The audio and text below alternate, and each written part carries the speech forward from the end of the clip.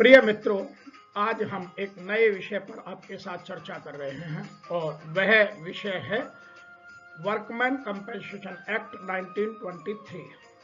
अब इसकी थोड़ी सी भूमिका समझने की कोशिश करते हैं। यह एक्ट आज़ादी से पहले का है और तब भारत में इंडस्ट्रियलाइजेशन थोड़ा थोड़ा इंग्लिश गवर्नमेंट ने स्टार्ट किया था, लेकिन अपने यहाँ की पार्लियामेंट के प्रेशर में उन्हें यहाँ भी वो नियम कानून लागू करने पड़े जो वो इंग्लैंड में करते थे, और तब उन्होंने यहाँ वर्कमैन कंपेंसेशन एक्ट 1923 को लागू किया। क्योंकि कारखानों में काम करना तब बहुत आसान काम था, क्योंकि सभी काम मैनुअल होते थे, बहुत मैन पावर का नंबर बहुत अधिक होता था, ऑटोमाइजेशन, मॉडर्नाइजेशन, टेक्नोलॉजी इतनी थी नहीं, तो सभी काम मैनुअल सा होता था और बहुत चोटें लगती थी और वर्क का प्रेशर तब भी रहता था और वो आज भी रहता है। लेकिन तब का स्किल सेट आज के स्किल सेट से बहुत लो था, तो लोग डरते थे और चोट खाते थे, इसीलिए इस एक्ट का प्रादुर्भाव करना पड़ा। अब इसके लिए बहुत बार चेंजेज आए। 1947 के बाद ही लगभग 50 बार इसमें अमेंडमेंट हो चुके हैं। उसके भी कुछ कारण रहते हैं, क्योंकि जैसे जैसे सोसाइटी में मनी का वैल्यू कम होती है, इंडस्ट्री की में टेक्नोलॉजी बढ़ती है, तो नई नई चीज़ें आती जाती हैं। दूसरा, अब केमिकल का यूज बहुत बढ़ गया। 1984 भोपाल ट्रेजेडी के बाद बहुत सारा फैक्ट्री एक्ट में बदलाव आ गया। उस बदलाव के कारण और बहुत सारे कारखाने मेजर हैजार्डस प्रोसेस में चले गए, तो इसलिए इन चीज़ों का और बढ़ता गया।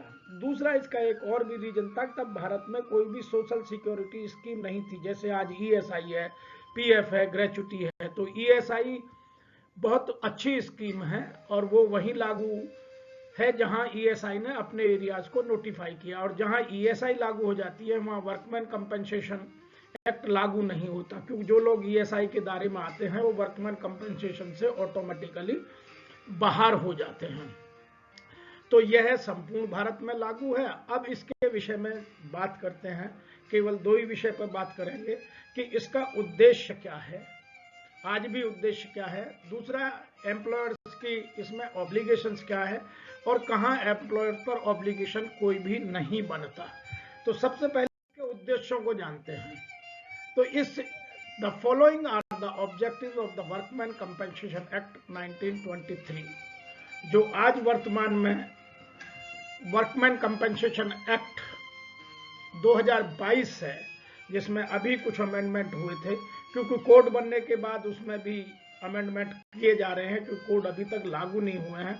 जब नए कोड आएंगे तो उनमें बदलाव होगा, तो अभी भी पुराने एक्टों में ही बदलाव हो जा रहा है। इसलिए आज के इसके 4 प्रमुख उद्देश्य मुझे नजर आते हैं। सबसे पहला है to lower down the number of accident. अपने उद्योग में अब एक्सीडेंट के नंबर को कम करना इसका प्रमुख उद्देश्य है, ताकि अवेयरनेस आए, लोगों को पता चले और उनकी संख्या, क्योंकि भारत के श्रम को या भारतीय युवा को जो उद्योग में काम करता है उसको किसी तरह की भी क्षति नहीं होनी चाहिए, क्योंकि वह एक राष्ट्र की लाइबिलिटी बन जाती है।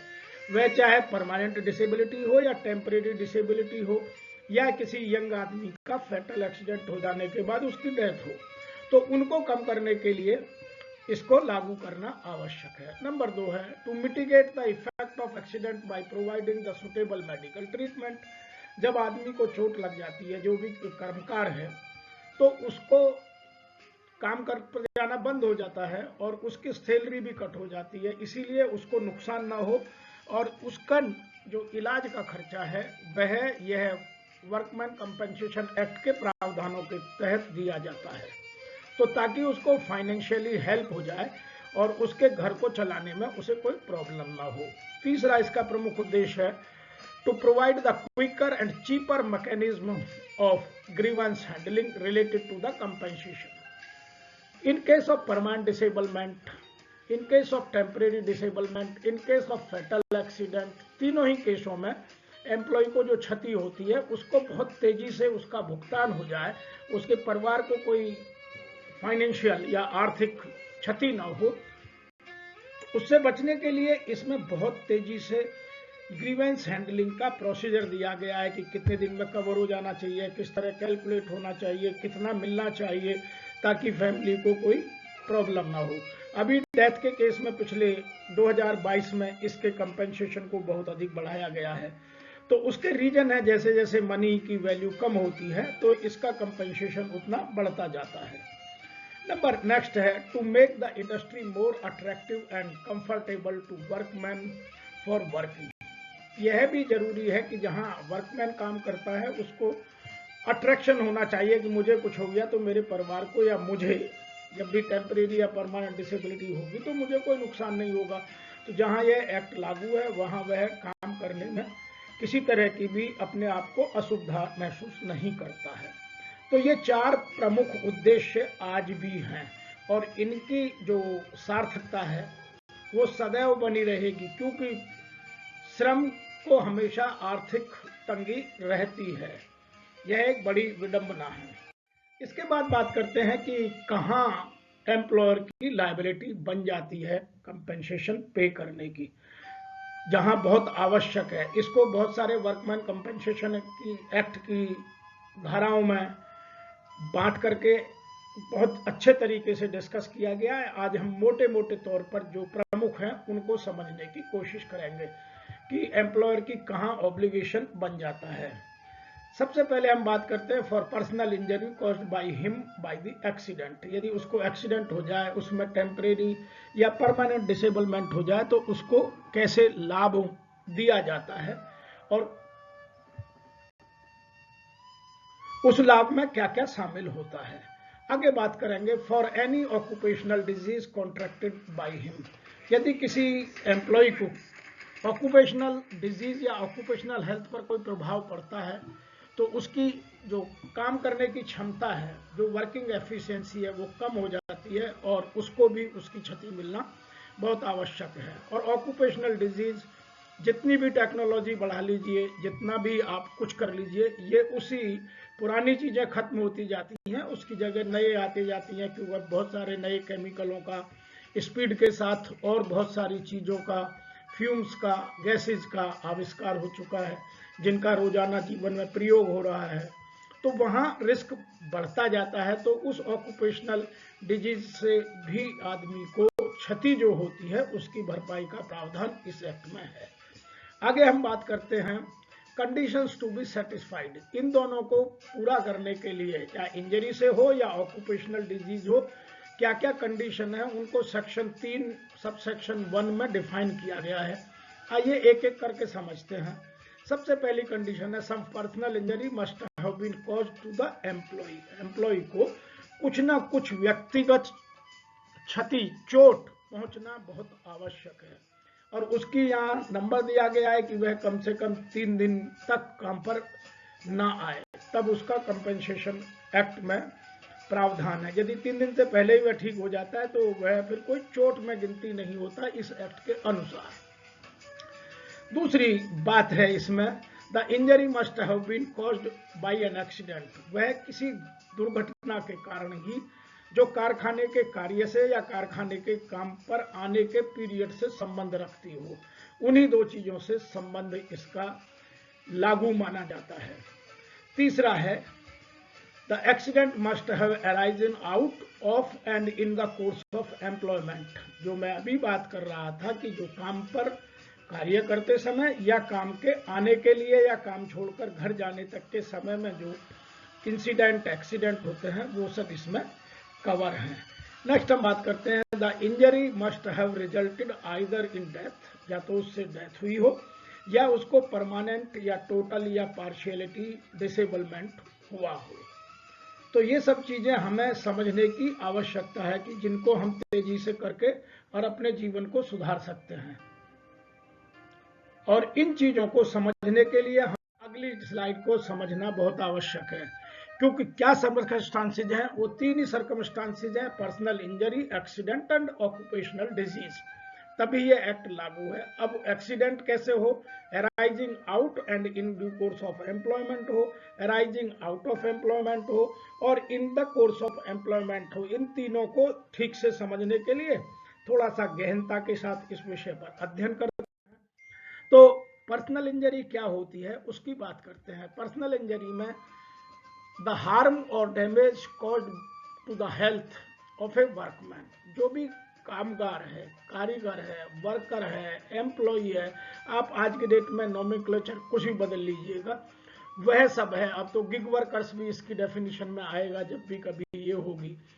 तो उसका या तो एक्सीडेंट हुआ हो, या उसे कोई बीमारी हुई हो, या और कोई क्षति हुई हो, वह सब पर्सनल इंजरी का हिस्सा है।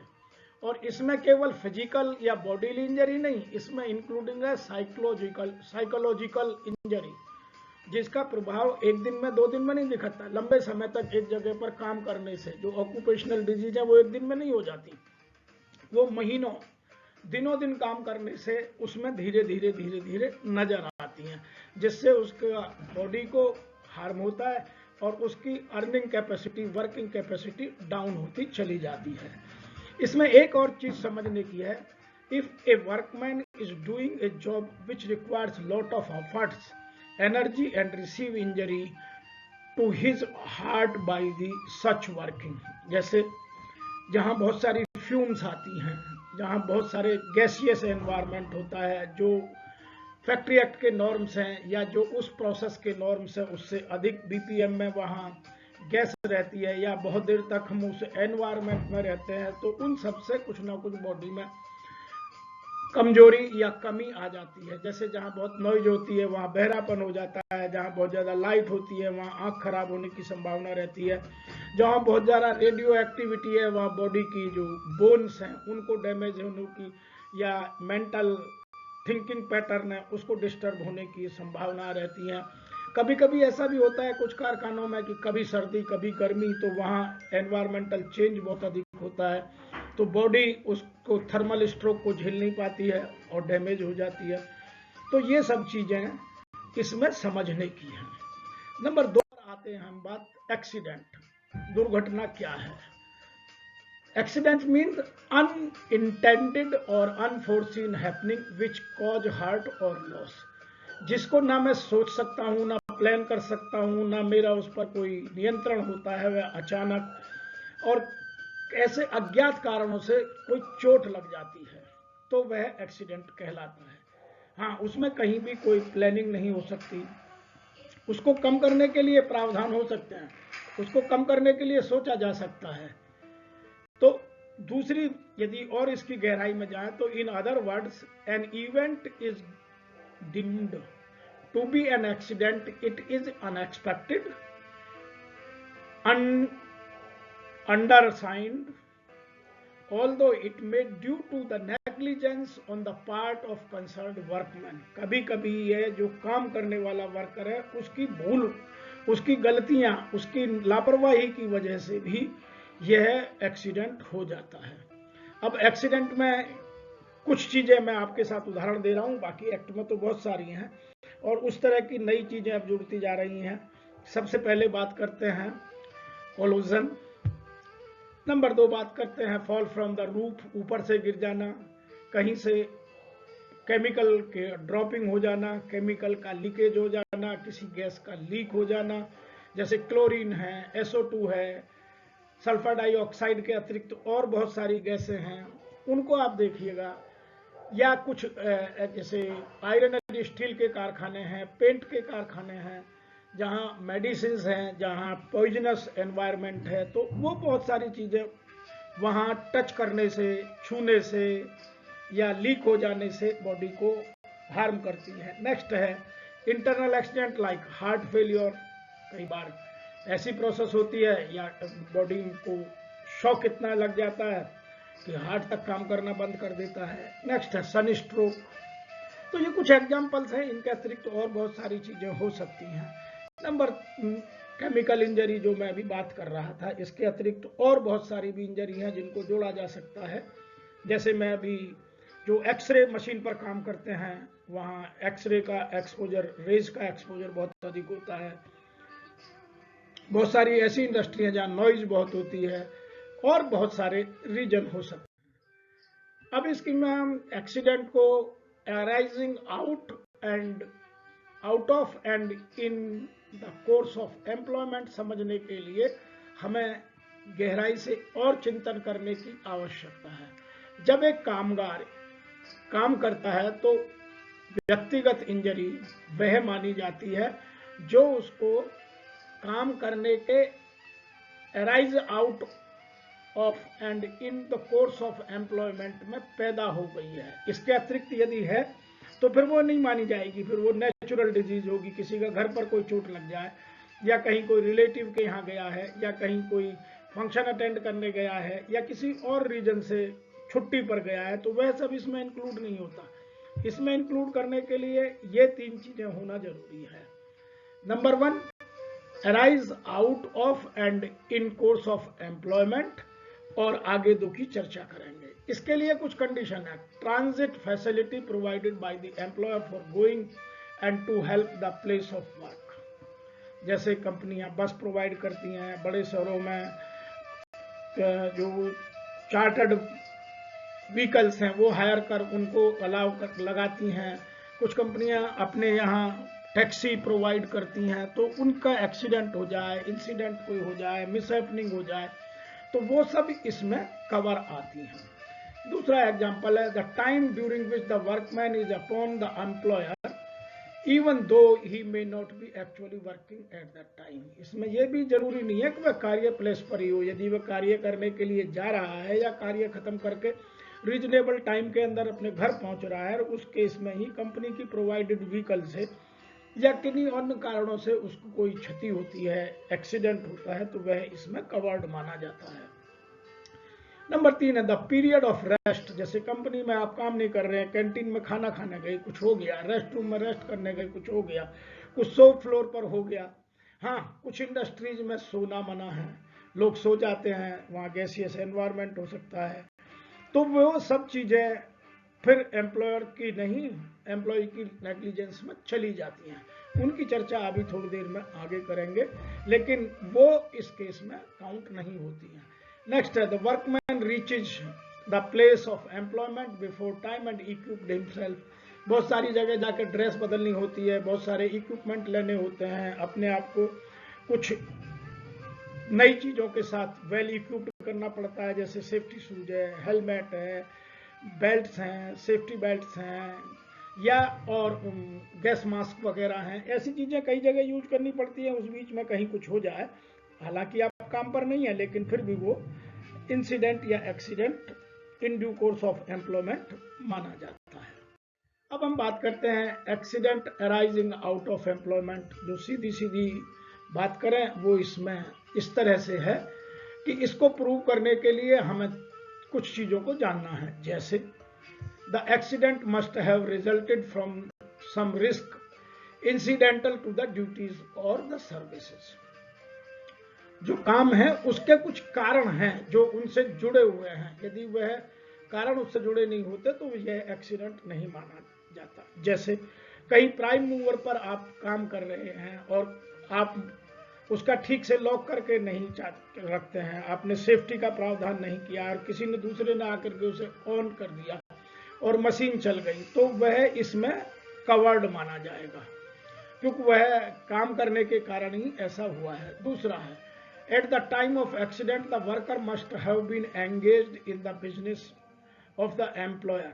तो जो एम्प्लॉयर का बिजनेस है उसकी रिलेटेड एक्टिविटीज से, जैसे सेल्स प्रमोशन की टीम कहीं भी जाती है और वहां accident incident by the way हो जाता है, कोई अचानक मार्केटिंग डेवलपमेंट एक्टिविटी में होर्डिंग और पोस्टर्स लगाते वक्त कहीं से गिर जाता है, तो वो सब चीजें इसमें काउंट की जाती हैं।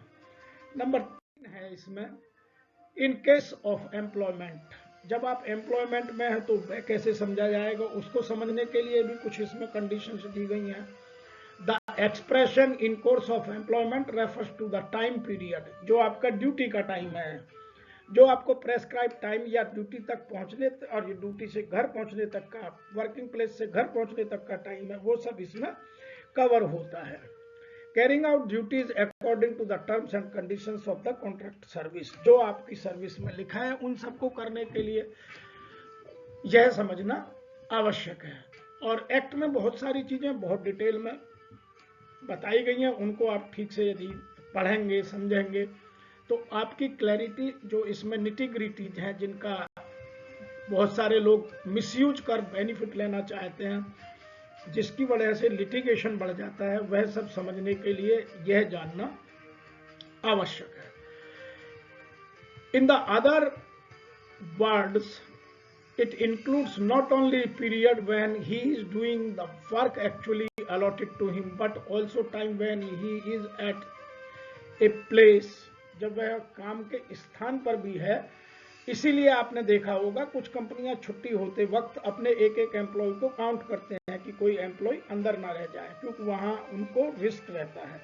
और कुछ कंपनियों में तो इतना है कि आप जब तक पंचिंग करके बाहर नहीं निकलेंगे तब तक दूसरा उस एरिया में अलाउ नहीं किया जाता। तो वह टूल्स एंड टेक्नोलॉजी को यूज कर इन चीजों को ठीक से समझा जा सकता है। तो इस समझने के लिए हमें ऑक्यूपेशनल डिजीज को भी जानना होगा, क्योंकि वर्कमैन कंपेंसेशन में ऑक्यूपेशनल डिजीज का भी बड़ा रोल है।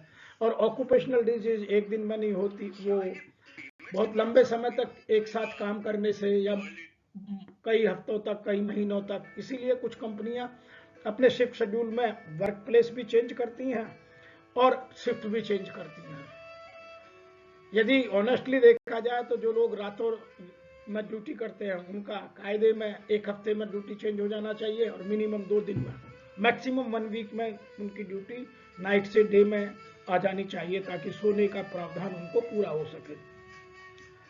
कुछ और ऐसी ड्यूटीज हैं जहां गैसियस एनवायरनमेंट है, वहां स्किल के साथ, इसीलिए आपको स्किल सेट को डेवलप करने के लिए लोगों को बराबर रोटेट करते रहना चाहिए कि वो ए सेक्शन से बी सेक्शन में, बी सेक्शन से सी सेक्शन में, ताकि उनको गैस के एनवायरनमेंट से या उस वर्क एनवायरनमेंट से जहां या तो हीट अधिक है या नॉइज अधिक है या रेडियो एक्टिविटी की पोर्शन अधिक है या केमिकल का और कोई कांटेक्ट में आने का प्रावधान है, तो उनसे उनको बदलते रहिएगा। मैं कुछ एग्जाम्पल के साथ बात करता हूं। A person engaged in employment involving exposure of dust containing silica is liable to contact silicosis. हालांकि जितने भी सिलिकॉन के कारखाने, पेंसिल बनाने के जगह थी, वो धीरे धीरे अब बंद कर दी गई है, लेकिन फिर भी जहां इस तरह का एनवायरनमेंट है उस सबको इसमें शामिल किया जाता है। नंबर 2, जैसे पहले टेलीग्राफ में ऑपरेटर्स थे, आज रेडियो हॉस्पिटल्स में जो एक्सरे करते हैं या बहुत सारी जगह जहां और बहुत सारी तरह की रेडियो एक्टिविटीज होती हैं, वो सब चीजें इसमें काउंट होती हैं। और उन स्थानों पर बार बार लोगों को रिप्लेस करना अत्यंत आवश्यक है, अन्यथा ऑक्यूपेशनल डिजीज होना 100% आवश्यक है। जैसे आपने जो शी में काम करते हैं, जो शिपिंग कंपनीज हैं, उनको वो डिजीज हो जाती हैं जो पानी के टच में रहने से होती है, तो वो ऑक्यूपेशनल डिजीज का हिस्सा माने जाते हैं। नंबर नेक्स्ट को समझने के लिए हमें इनके पार्ट 1, पार्ट बी और पार्ट सी को ठीक से समझना होगा, क्योंकि ऑक्यूपेशनल डिजीज को इसके पार्ट 1 जो शेड्यूल है 3rd, उसके part 1, part A, part C में, ए बी सी में डिस्क्राइब किया गया। मैं कुछ एग्जांपल के साथ आपकी बात करता हूँ। पार्ट ए में क्या क्या शामिल है? A employer is liable to pay compensation to a workman when he contracts disease it consist the occupational disease like, जैसे पैरासिटिक डिजीज हो जाए तो वो 100% ऑक्यूपेशनल है। Disease caused by the work in compressed air, बहुत सारी जगह ऐसी प्रॉब्लम्स होती हैं। Number disease caused by the lead, और जैसे बैटरी बनाने वाले कारखाने हैं, सेल बनाने वाली हैं, और बहुत सारे ऐसे यूज हैं जहां लेड का यूज होता है, तो वहां टॉक्सिक कंपाउंड आ सकते हैं। पॉइजनिंग बाय नाइट्रस फ्यूम्स हैं, poisoning by organ phosphorus compounds हैं। तो ये ऐसे एरियाज हैं जिनको पार्ट 1 में डाला गया है, और बहुत सारी चीजें हैं। और ये डे बाय डे जैसे जैसे टेक्नोलॉजी या जैसे जैसे विकास होता जा रहा है, ये चीजें और जुड़ती जा रही हैं, इनकी लिस्टें लंबी होती जा रही हैं। आपने देखा होगा बहुत सारी प्रोसेस को भारत में तो अभी बैन नहीं किया गया है, लेकिन यूरोपियन कंट्रीज में या जो डेवलप्ड कंट्रीज है उन सब ने बंद कर दिया है। इसीलिए भारत में क्या एशियन कंट्रीज में केमिकल इंडस्ट्रीज का बोलबाला बढ़ रहा है, क्योंकि वो लोग अभी इन चीजों को बॉदर नहीं कर रहे हैं। लेकिन जो डेवलप्ड कंट्रीज हैं, यूरोपियन कंट्रीज हैं, उन्होंने अपने यहाँ ऑक्यूपेशनल डिजीज की वजह से उन कारखानों को बैन कर दिया है। अब पार्ट बी में आते हैं।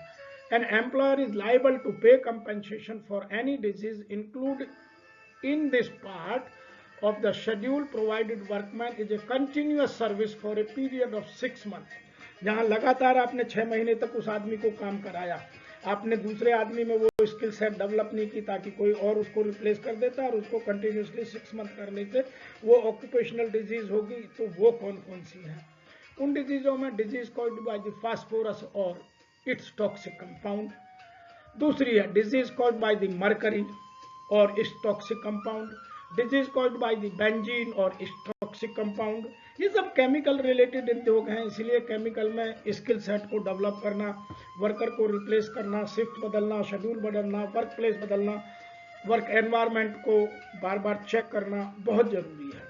नेक्स्ट है disease caused by the radio active substances, जैसे हॉस्पिटल्स में जहाँ एक्सरे बहुत होते हैं, बहुत सारी और जगह हैं। पहले जो फोटोग्राफी की मशीन थी उन सब में भी ये होता था। तो ये और बहुत सारी चीजें हैं। Disease caused by the chromium and toxic compound, disease caused by the arsenic and it toxic compound. ये सब पार्ट बी का हिस्सा है। अब कुछ चीजें पार्ट सी में भी। पार्ट सी में आता है workman is entitled compensation if he has been in the service of one or more employees for such a continuous period of central government। जैसे जैसे टाइम पर डिजीज तय करती है, सेंट्रल गवर्नमेंट कभी 3 महीने तय करती है, कभी 1 साल तय करती है, कभी कंटिन्यूसली लोग काम करते हैं। तो उन चीजों को इसमें डाला गया है। इसमें क्या क्या शामिल है? Allergy caused by the inhalation of organic dust, ये बहुत बड़ा इशू है। जहाँ हमेशा डस्ट रहती है उसमें आदमी को बदलते रहना चाहिए, उसके खान पान का ध्यान रखना चाहिए। कुछ ऑर्गेनाइजेशन जैसे टेक्सटाइल मिल है, वहाँ गुड़ दिया जाता है, क्योंकि जो छोटे छोटे पार्टिकल्स हैं वो सांस के साथ अंदर चले जाते हैं, तो गुड़ के साथ वो बाहर निकल जाते हैं। Acute pulmonary oedema in high altitude, ये एक डिजीज है, वहाँ बहुत लंबे समय तक नहीं हो सकते। एक है ब्रोंकोल्मोलॉजी, disease caused by the hard metals, जो बॉडी में चले जाते हैं किसी और कारणों से। उसके बाद हम बात करते हैं circumstances in which the employer is not liable, जहां नेग्लिजेंसी ऑफ वर्कमैन आती है या और कारण है, वहां एम्प्लॉयर्स लायबल नहीं है। इसलिए इन चीजों को भी समझना जरूरी है। और बहुत सारे केसेज, लीगल इश्यूज इन्हीं वजह से डेवलप हो जाते हैं। तो आपको इसमें पर्सनल इंजरी में क्या शामिल नहीं हो सकता, एक्सीडेंट में क्या नहीं हो सकता, कब आप in due course of in employment नहीं माने जा सकते, तो उन चीजों को थोड़ा गहराई में समझने की आवश्यकता है। जैसे if the injury does not result the total partial disablement to the workman for a period of 3 days, जिसने 3 दिन से कम में जो व्यक्ति ठीक हो गया, ना उसको पार्शियल ना उसको कोई टेम्परेरी डिजीज हुई है, तो उसको कोई देने की आवश्यकता नहीं है। सबसे पहले कंडीशन, जिसमें इंसिडेंट एक्सीडेंट तो हुआ है लेकिन 3 दिन का टाइम पूरा नहीं हुआ है। दूसरा है if the injury not resulting in death caused by the accident which the directly attributable to. अब उनमें कुछ समझिए क्या क्या है। नंबर 1, एम्प्लॉयर्स विलफुल डिसोबीडियंस, जहां एम्प्लॉयर ने उसको बहुत सारे सावधानियां बरतने को कहा, बहुत सारे इक्विपमेंट यूज करने को कहा, बहुत सारे रास्ते बैन करने को कहा, शॉर्टकट मारने को बंद किया, बहुत सारे टूल्स एंड टैकल्स दिए जो उसने यूज नहीं किए, और जिनके कारण से उसको डिसेबिलिटी परमानेंट या इवन फैटल भी हो जाए, तब भी उन कामों को आदमी को थोड़ा सा लायबिलिटी नहीं बनती है। इसीलिए जिन कंपनियों में रिस्क है, जो हैजार्डस है, वहां एम्प्लॉयर्स की इंस्ट्रक्शंस को फॉलो करना 100% आवश्यक है। उसमें कोई इफ एंड बट लगाने की आवश्यकता नहीं है। जो इफ एंड बट लगाता है या तो उसको आप जॉब से बाहर कीजिए, अन्यथा उसको भी नुकसान होगा, राष्ट्र को भी नुकसान होगा और अननेसेसरी का लिटिगेशन बढ़ेगा। तो यह एक बड़ा इंपॉर्टेंट सब्जेक्ट है कि आप कभी भी विलफुल डिसोबीडियंस वर्क प्लेस पर मत कीजिए। इसी में दूसरा जुड़ता है एम्प्लॉइज इंटॉक्सिकेशन। आपने कोई ऐसी मेडिसिन ले ली, ड्रग्स ले ली, आप अल्कोहल ले लिया या और कोई ऐसी ड्रग ली जिससे आप इंटॉक्सिकेटिंग के इन्फ्लुएंस में आ गए।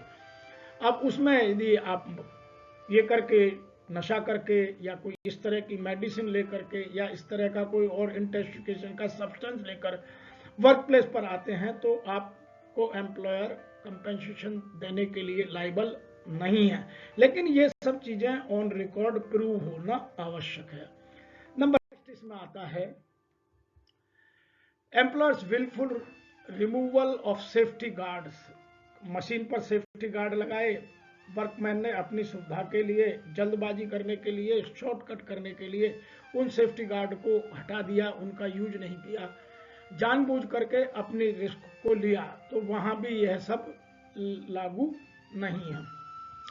नंबर 6 पर आता है एम्प्लॉइज ओन नेग्लिजेंस। उसकी अपनी लापरवाही है, उसको बार बार ट्रेनिंग दी जाती है, वह डेवलप नहीं करना चाहता है, बार बार उसको नॉलेज दी जाती है, वह सुनना नहीं चाहता है, बार बार उसको उन टूल्स एंड टेक्निक को प्रयोग करने के लिए कहा जाता है, वह यूज नहीं करता है। तो ये सारा जिम्मेवारी फिर वर्कमैन की स्वयं की हो जाती है और उसमें employer may not be liable for compensation. Number 7 है employers is not liable compensation in the following cases also. वो कौन कौन से 3 केस हैं वो भी जानना जरूरी है। नंबर 1 है when the accident did not arise out of और in the course of employment, जैसे किसी के घर पर कुछ हो गया, या और बहुत सारे जो इन वर्कर्स के वर्क से रिलेटेड या वर्क के टाइम से रिलेटेड नहीं है, उनमें कंपेंसेशन देने की आवश्यकता या ऑब्लिगेशन नहीं है। दूसरा इशू बात करते हैं इसी में, when the workman filed a suit for damage in civil court, जहां सिविल कोर्ट में चला गया, तो वहां भी जब सिविल कोर्ट में डिसाइड होगा तब उसको कंपेंसेशन दिया जाएगा, जो भी डिसाइड होगा। यहां अलग से कंपेंसेशन देने की आवश्यकता नहीं है, इसीलिए वर्कर को सिविल केस में जाने से पहले ठीक से असेस कर लेना आवश्यक है। नंबर 3 है when the occupation disease is not actually attributable to the specific injury। जो उसको डिजीज हुई है, ऑक्यूपेशनल डिजीज, वो कहने की कोशिश कर रहा है, उसका उस स्पेसिफिक वर्क प्रोसेस से कोई directly indirectly scientific relationship match नहीं होता है, तो वह भी कंपेंसेशन नहीं मिला जाएगा। तो ये कुछ चीजें हैं जिनको समझने की है, और ये these defenses have been made available to the employer simply to restrain the workman from inflicting injuries to himself by the own act to claim compensation for the employer। तो ये सब चीजें बचने के लिए दिए गए हैं, फिर भी एम्प्लॉयर को सावधानी बरतना, अपनी सेफ्टी को स्ट्रॉन्ग करना, लोगों में ट्रेनिंग देना, लोगों को अवेयरनेस बढ़ाना, रूल्स को फॉलो कराना, सेफ्टी इक्विपमेंट का, प्रोसीजर्स का फॉलो कराना एम्प्लॉयर्स की लायबिलिटी है। आज इतना ही, फिर आपसे शीघ्र मिलेंगे। इसकी कैलकुलेशन कैसे की जाए, इसके और प्रावधानों को कैसे समझा जाए। यदि आपको यह वीडियो अच्छा लगा तो आप मेरे चैनल को सब्सक्राइब कीजिए, आप इस वीडियो को लाइक कीजिए और अपने मित्रों तक पहुंचाइए। आप हमें लिखिए, आपको यदि लगता है कि कोई चीज़ हमसे छूट गई है वह हमें अवश्य बताइए। आपको लगता है कि कोई चीज़ आप इसमें और ऐड करना चाहते हैं या इससे संबंधित विषय जो आपको और अच्छा लगता है वो हमें लिखिए। हम आपकी मदद के लिए सदैव आपके साथ तत्पर।